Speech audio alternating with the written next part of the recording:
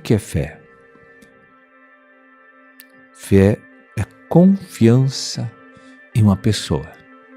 Não é nas letras.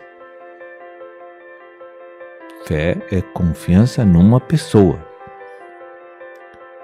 Não é em leis, não é em letras, não é em princípios escritos. Os princípios escritos são a ponte que nos traz o conhecimento de uma pessoa.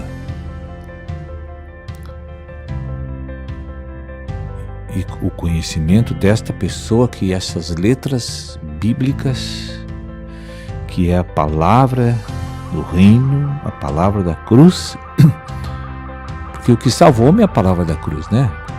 O que restaura o homem é a palavra da cruz.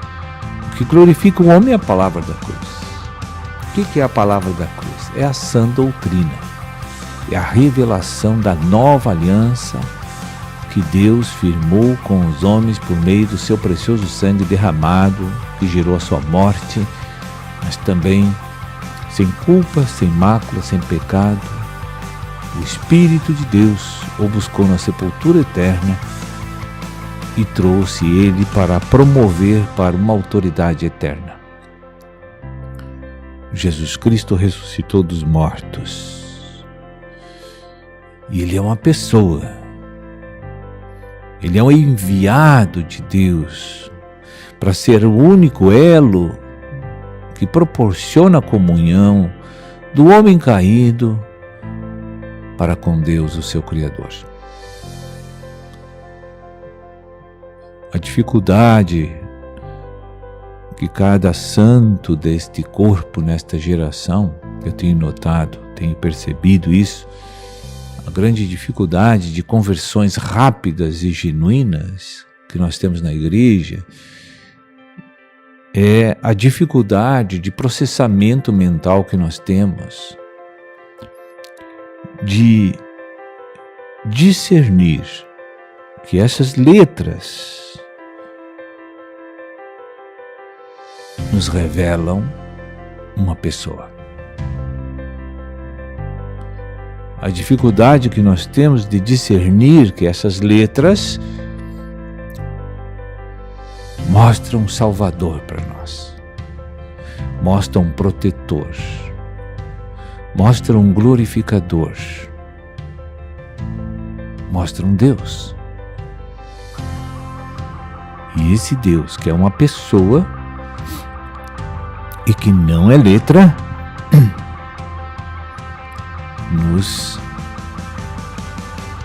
é o nosso conteúdo, é o nosso ego, a nossa vida. O verdadeiro e positivo ego é Cristo. Esse deveria ser o nosso comandante. O que é ego?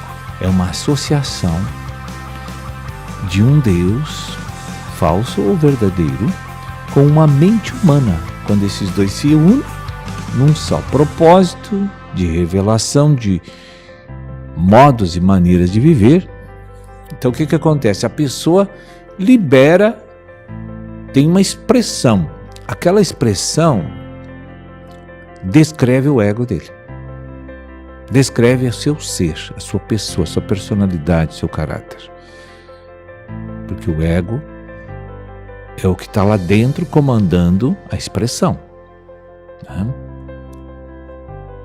Agora lá dentro também hoje está o Deus verdadeiro, a pessoa essa que eu estou falando, o Rei dos Reis, o Senhor da Glória, e Ele quer ser o nosso eu, quer ser o nosso conteúdo associado com a nossa alma.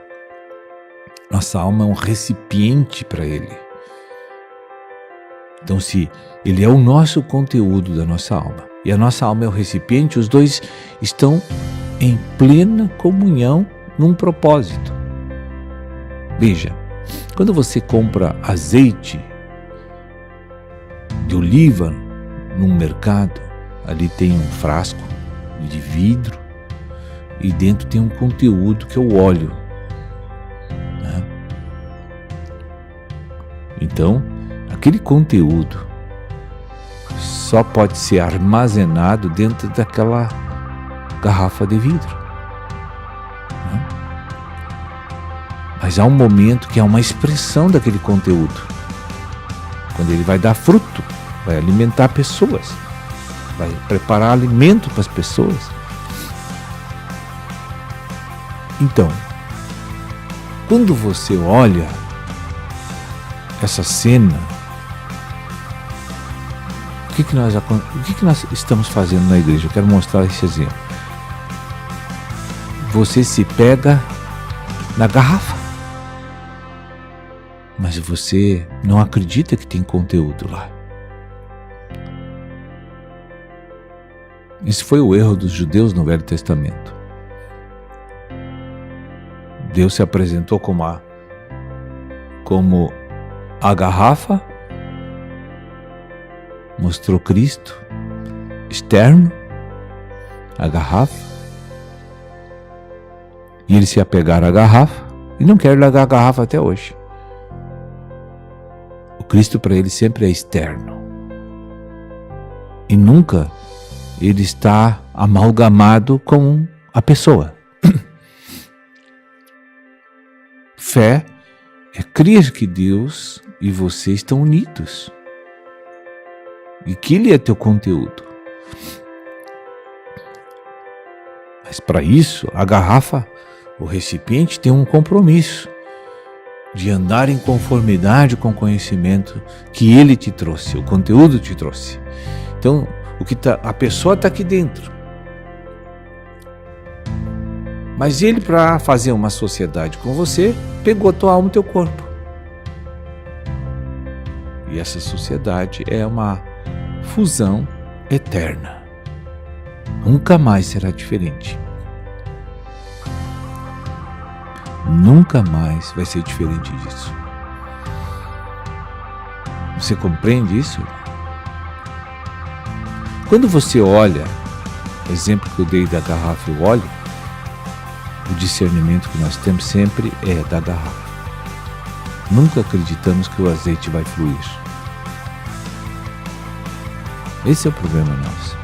Essas letras só fazem eu identificar a garrafa. Letra.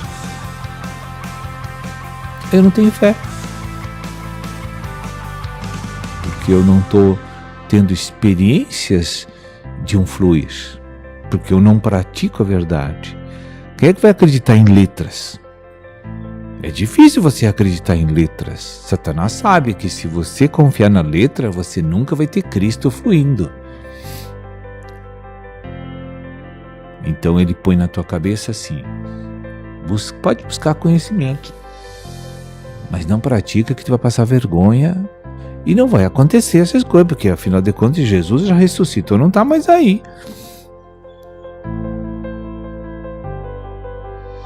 A fé não é irresponsabilidade. A fé não é planejamento humano.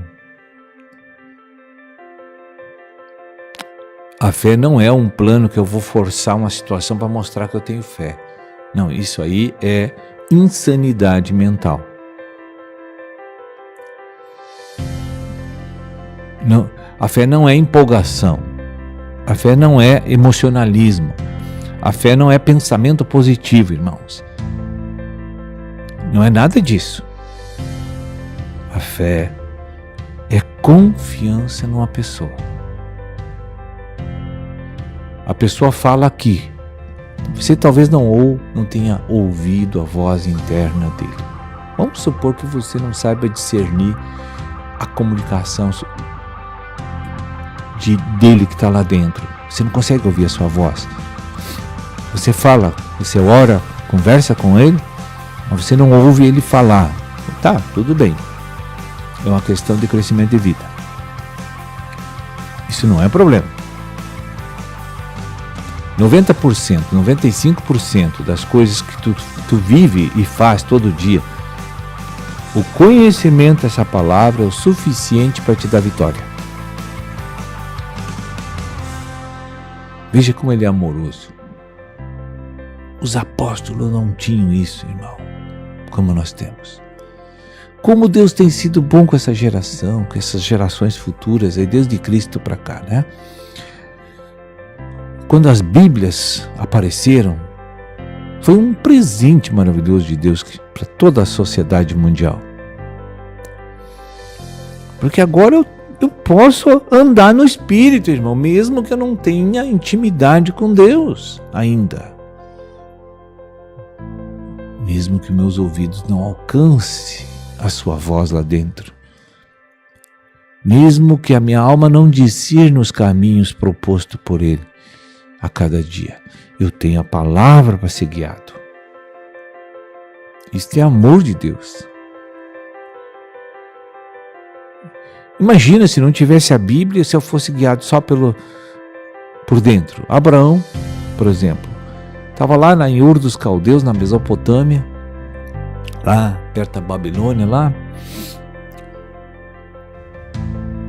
Aí fragilizado com a morte do seu pai, se sentindo sem bengala, desamparado, porque o pai naquela época era a segurança dos filhos, muito, muito mesmo, né?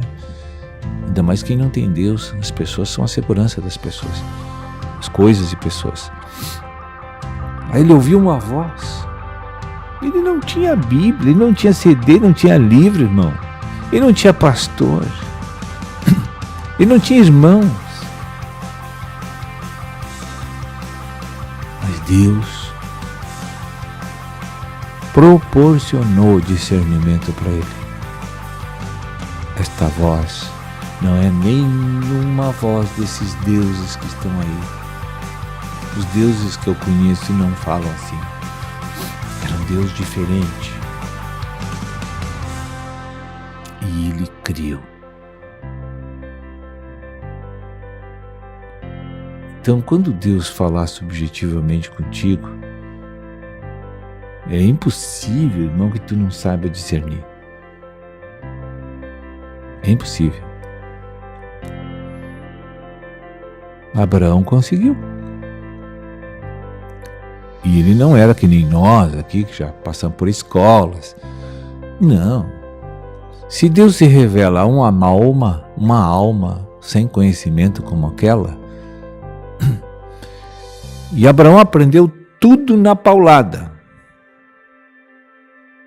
Não foi com essas letras que são verdadeiras canções doce nos nossos ouvidos, que nos dão um norte de primeira linha e rápido. Por exemplo, quem pegar Mateus 6,15, sair praticando, já está com a bênção. Imagina a facilidade. Quem dizimar e ofertar já resolveu o problema financeiro dele. Já está com a bênção. Aí tem Mateus 7,1, o dodói do crente. Essa aí o crente não passa. Uma das coisas, o pecado mais numeroso desse planeta é o julgamento silencioso e oculto. É ou não é? Se você olhar todas as manifestações dos crentes, o pecado de maior grandeza no meio da igreja é o julgamento interno, silencioso, oculto. A gente julga tudo, né? Julga os irmãos toda hora, julga os familiares, julga os políticos, julga os governos, julga tudo. E sabe quem é a fonte dessa inspiração diabólica? Porque eu não fui promovido a juiz, nem sou Deus. Satanás. Ele é o autor do maior em número, em quantidade de pecados que tem nessa terra, que é o julgamento das pessoas. Então, o único juiz e verdadeiro juiz é Deus. Não vai ter outro, nunca. Porque até os juízes que são bênção para nós no aspecto natural, quando eles são honestos, né? ele é uma bênção para a sociedade, quando eles são fiéis aos princípios que eles estudaram, né? Eles são bênção para um povo, porque é um justo juiz. A justiça prevalece em todos os aspectos que eles vão julgar, né? Imagine o nosso Deus, como vai ser bom quando Ele manter a ordem através da correção, da disciplina e da justiça. Que maravilha vai ser a nossa vida. Mas o crente não confia no Senhor, não tem fé.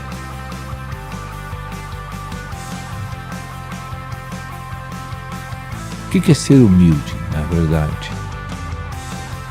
É a manifestação da fé. Tu te torna humilde, manso de coração. Por exemplo, quando eu boto os olhos numa pessoa cheia de fraqueza e defeitos, se eu estou associado com Cristo internamente, brota, desperta piedade, necessidade que eu tenho de ir lá ajudá-lo e não de julgá-lo. Quando alguém me ofende, brota sentimentos de perdão e de oração para expulsar o demônio, e os espíritos estão usando aquela pessoa contra mim. A minha guerra não é contra a carne e sangue. Mas brota tudo errado nos crentes, irmão. É justiça própria. Então, quero ler uma palavra para os irmãos aqui. Jeremias 17:9. O 8 diz aquele que confia no Senhor. O 9 diz quem confia na carne. Tá? Vamos ler o 8 e o 9.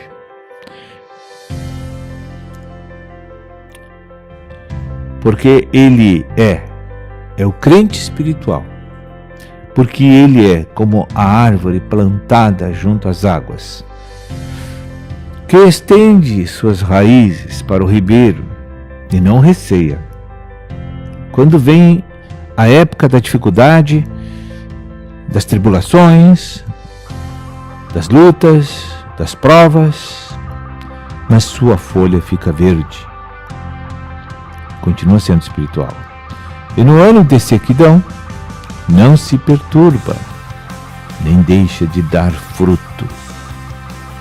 Esse é o homem espiritual. O apóstolo Paulo diz que assim é o homem espiritual. Ele sempre confia no Senhor.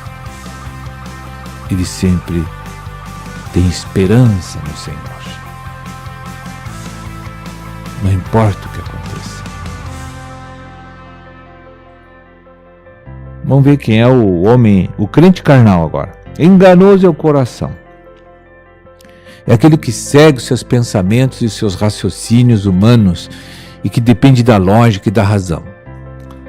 Enganoso é o coração, mais do que todas as coisas, e desesperadamente corrupto. Quem o conhecerá?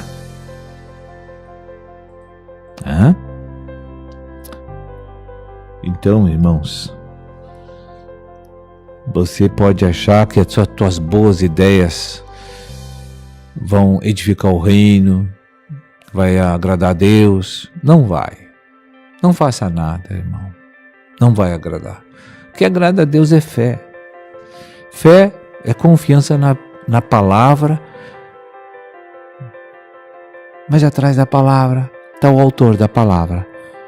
É lá que tu tem que ir, na pessoa que falou a palavra. Aquele é teu Salvador, aquele é teu Senhor. Que se você enxergar só a palavra, o casco, tu vai confiar em homens. Tu não vai confiar em Cristo. Amém? Então o importante é o conteúdo. O casco é um servo. Tem gente aí que está na igreja que confia só em homens. Milhões de crentes confiam em homens. Ai, o meu pastor substitui Cristo, o meu pastor, só fala em pastor. Porque o pastor é Deus dentro da igreja. O pastor não faz nada, irmão. O presbítero não faz nada, é Deus que faz.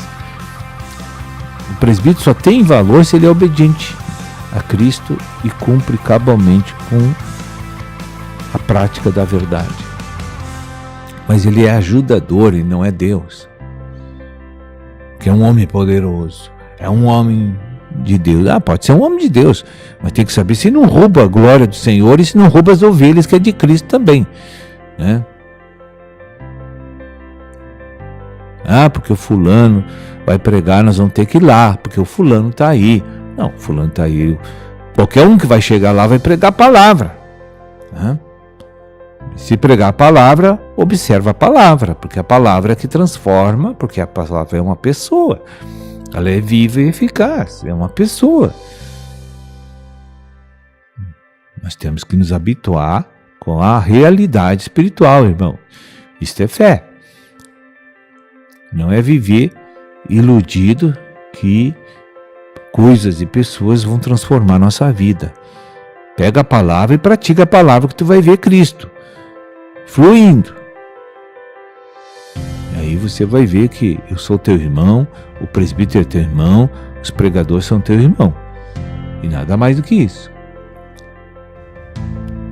Os irmãos mais velhos, mais experientes, mas um irmão mais novo, mas são irmãos. Não são mais nada que isso. E Deus usa a gente para fazer a tarefa dentro do corpo. E o rim é rim, filtra o sangue. O estômago processa a digestão dos alimentos e processa e metaboliza. Amém. O intestino e o estômago faz isso. Agora tu vai lá, te abraça no intestino e diz: que maravilha. Tu nunca vai ver essa cena, irmão. Ninguém se abraça no intestino para dizer que ele está processando, metabolizando. Isso é um fiasco. Mas hoje, infelizmente, os crentes enxergam homens e não Cristo. Enquanto você tiver com essa miopia, esse estrabismo espiritual, você não vai crescer em vida. Que Deus abençoe os irmãos. Nós ficamos por aqui hoje.